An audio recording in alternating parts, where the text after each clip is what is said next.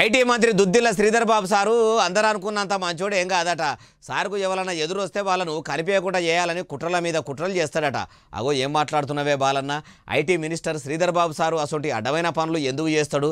నువ్వు గిట్లా బట్టగాల్చి మీదే చూస్తున్నావా ఏం కథ అంటారా? అయ్యా అన్నది నేను కాదు, అట్లా ఇక మీరే చూడండి. అయ్యా నారాయణ రెడ్డి సారు, మంత్రి శ్రీధర్ బాబు సారు అసలు రంగు బయట పెట్టిండ్రి. నన్ను గుర్తుపెట్టుకోండి శ్రీధర్ బాబు గారు, మన ఇద్దరం కారులో వస్తుంటే మంతని గుట్ట ఎక్కేటప్పుడు ఒకసారి నిన్ను ఆయన అడ్డగోలుగా విమర్శిస్తే వీడిని ఏదైనా ఒకటి చేయాలయ్యా, నీతోటి అవుతుంది, నువ్వు ఏదైనా ఈ నారాయణ రెడ్డి నేను చూసుకుంటా అని చెప్పి మీరు చెప్పడం జరిగింది.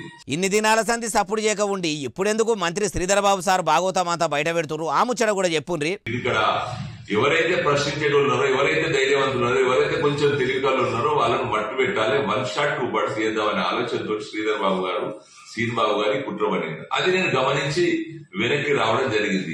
ఇన్నరా ఐటీ మంత్రి శ్రీధర్ బాబు సారు ఆయన తమ్ముడు శ్రీనుబాబు సారు ఇద్దరు కలిసి ఇట్లా నారాయణ రెడ్డి సార్తో నువ్వు నన్ను తిట్టిన పుట్టమదును లేకుండా చేయాలి, నీకు ఏం కాకుండా చూసుకుంటా, ఈగను కూడా నీ మీద ఆలకుండా చూసుకుంటా అన్నాడట. మంత్రి సారు మైకంలో పడి మందిరంతా వేసుకొని పోయి నడమలకు పోయినాక నారాయణ రెడ్డి సారుకు ధమాక్ అప్పుడు పనిచేసిందట. బో పుట్టమదుకేమన్నా అయితే నన్ను జైలుకు పంపుతారు అనుకొని మెల్లగా సాకు చెప్పి అవతల పడ్డాడట. అయితే శ్రీధర్ బాబు సారు చాలా మంచోడు, పబ్లిక్ కోసం ఆలోచన చేస్తాడు, పగలు ప్రతీకారాలు సారుకు కూడా ఉండయి అని అనుకుంటా ఇప్పుడు నారాయణ రెడ్డి సార్ ఇట్లా అనబట్టే ఏమో ముచ్చటైతే ఇది అసలు కథ ఏందనేది అర్థమైతది అంటుర్రు ఈ ముచ్చటిన్నోళ్ళు.